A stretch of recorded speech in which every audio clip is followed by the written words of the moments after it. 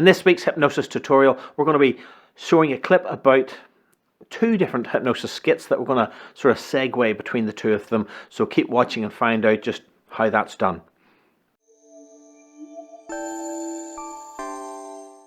Turan here from Feel Good Hypnosis, and in this week's hypnosis tutorial, we're going to look at another street hypnosis clip. You can watch that all the way through without interruption, and at the end of that I'm going to come back and talk to you about what you saw in that clip. There's two different skits this week and we're going to segue between the two of them. I'm going to talk about that and a few more of the hypnotic techniques that are shown in this video clip. So keep watching, enjoy the video, make sure you give it a thumbs up, make sure you give me a like, and don't forget, click the big red subscribe button so you get notified every time a new video comes out from Feel Good Hypnosis. Click the grey notification bell as well and it'll remind you. And if you have any comments or questions about hypnosis, I really want to answer your questions, so put them in the comments section below. I really love hearing from you and answering your questions in the comments section. In the meantime, let's watch the video. In a minute, I'm going to count from 1 to 3. On the count of 3, you're going to open your eyes. And when you open your eyes, you're going to see a lovely little monkey. You're going to see a lovely little monkey. Sleep now, deeper down, deeper, deeper, deeper, relaxed. In a moment, you're going to see a lovely little monkey. And everything you see the monkey do, you're just going to compelled to do yourself. Nod your head that you understand. You will remember your name. Your name's going to come back to you. But just as quickly as your name comes back to you, everything you see the monkey do, you just have to do yourself. Nod your head that you understand. 1, 2, 3, open your eyes. Do you see my little monkey? Isn't it cool? Look what happens.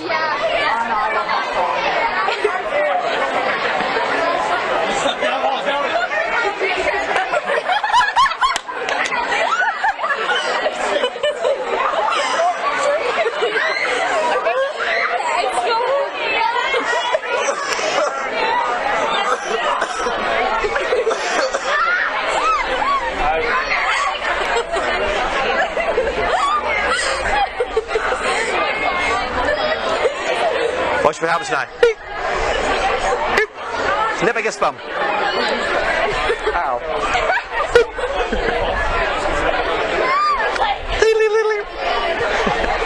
Tickle, tickle, tickle. That feels weird.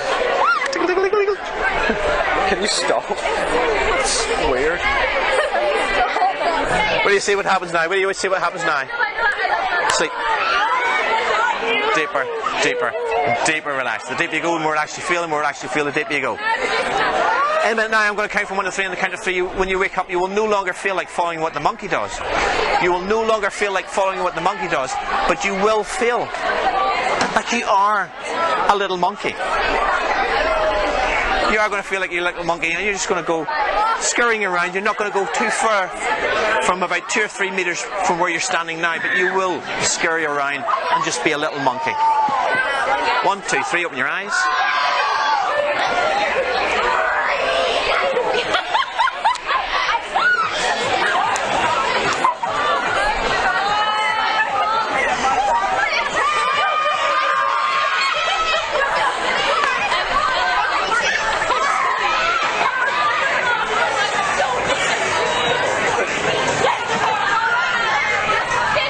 Look at me, sleep.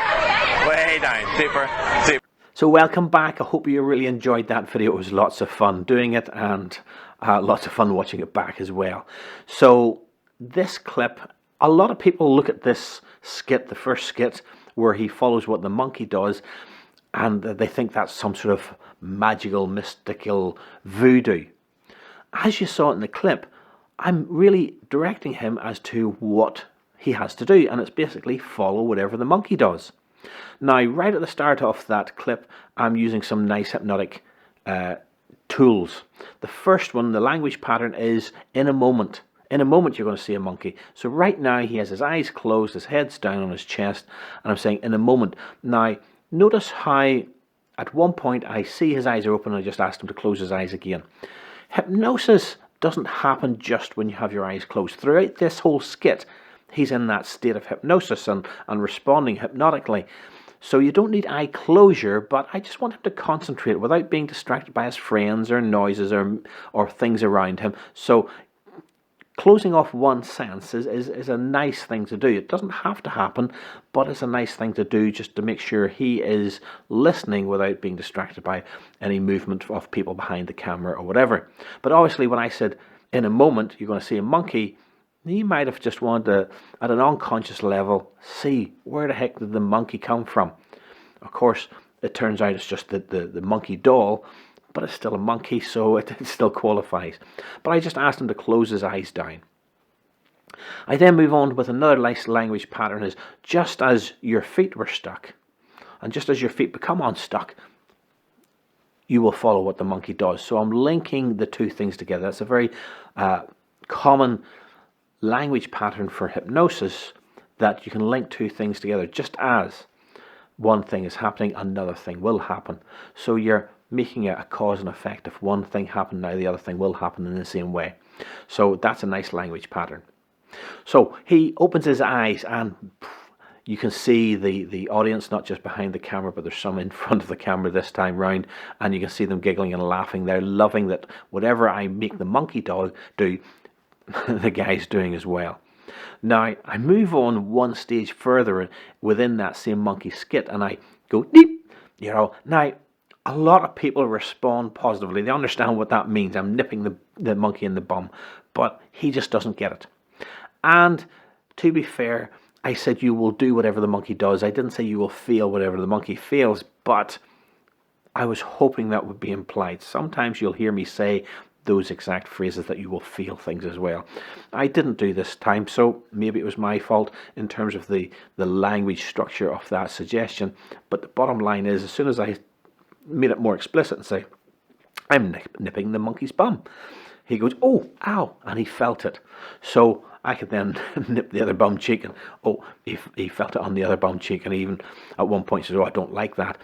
Although I think that might have been during the tickling.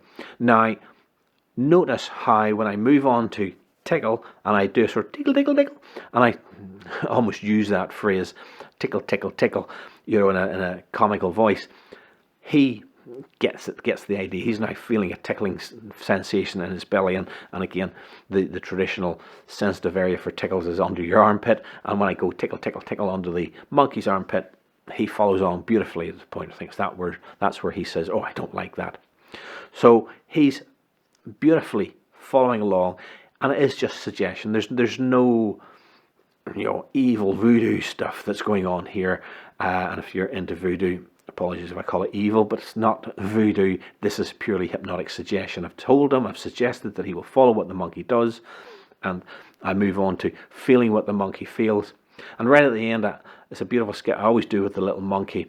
I sort of push my finger forward, making the monkey nod his head down, and I say sleep, and he gets that cue. It's a non-verbal cue, as it were. I say the word sleep, but really he's watching the monkey, and I said do what the monkey does.